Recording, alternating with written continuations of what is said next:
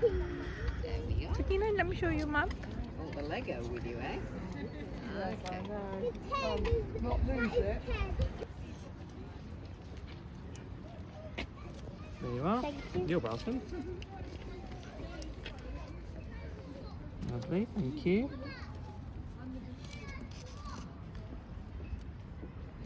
There you are. You're welcome. So we get you back in time for you to then do that. The palm cups. Oh, which one you thinking?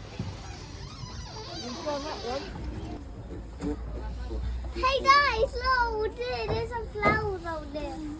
Right, that's on my right as I speak in the direction of travel. If you're facing rearwards, just swap right for left and vice versa.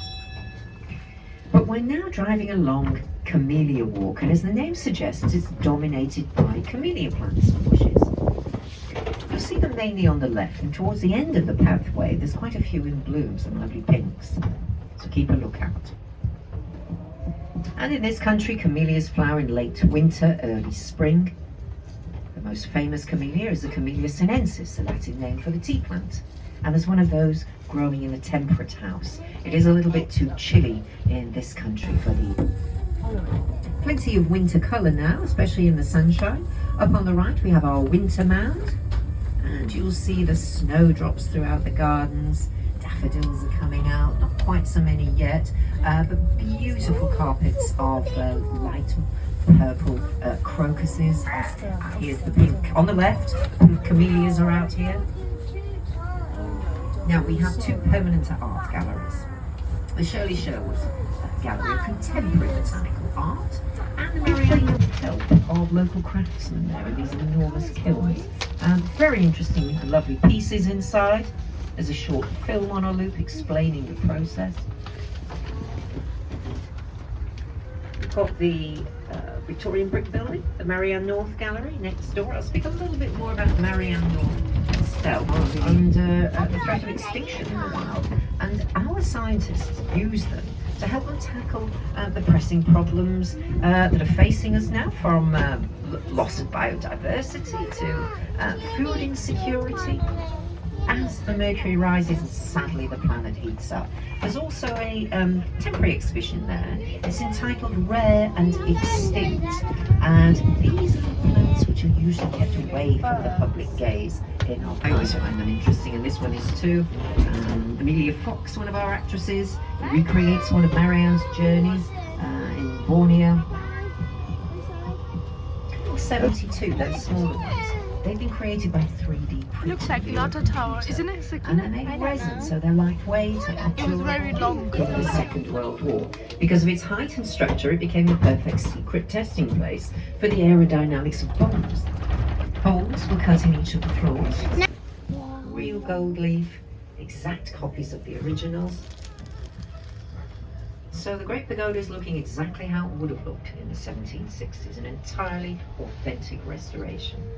After telling it. We're about to roll over a crossroads. Up on the left, we'll take you into the natural area where you can access the remains of redwoods. Both in size and longevity. Tallest known redwood in the world is in California. They call it the Hyperion.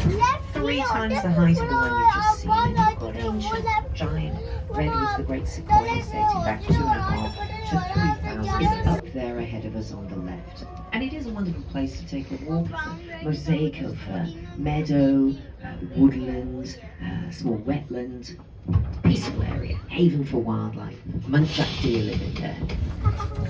James is now making the sharpest turn on the tour at Sign Corner as we turn. There's the smallest folly in the gardens on the right. Signed to look imposing in some classical style of architecture. No real practical purpose, but they did adorn the gardens of the wealthy and the aristocracy in the 18th and the 19th centuries. You can catch glimpses of Kew Lake there, 5 acres of water, 4 nesting islands for our geese.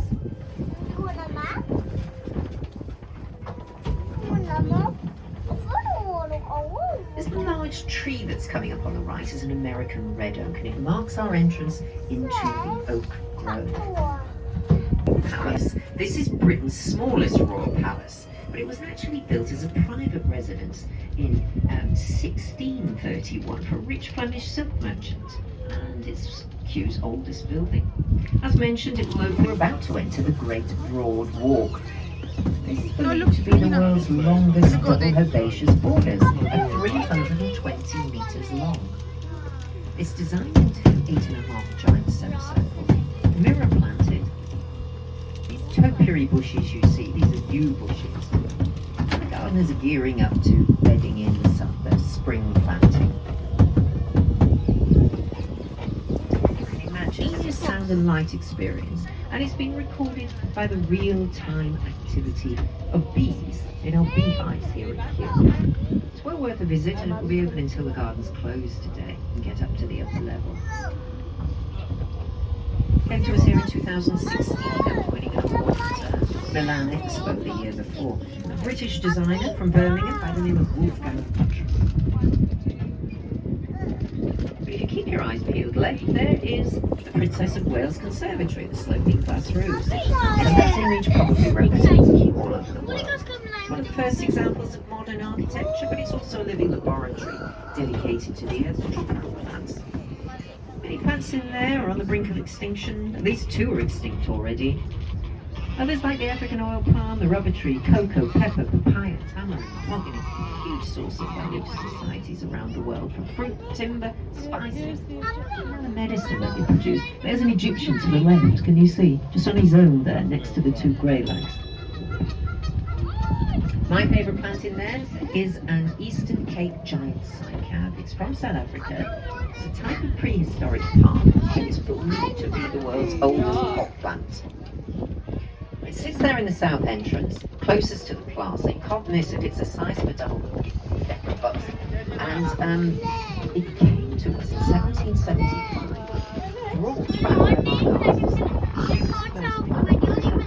He was also an adventurous swordsman, Francis. But we're almost back where we started, at Victoria Plaza. We are going to pull in on the right-hand side.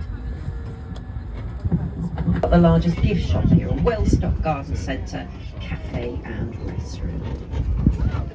And when James brings the explorer to a complete halt in Dingsville twice, you'll know it's safe to disembark. We'd both like to thank you all for coming on board, and we wish you a very enjoyable rest of your day out here at Kew Gardens.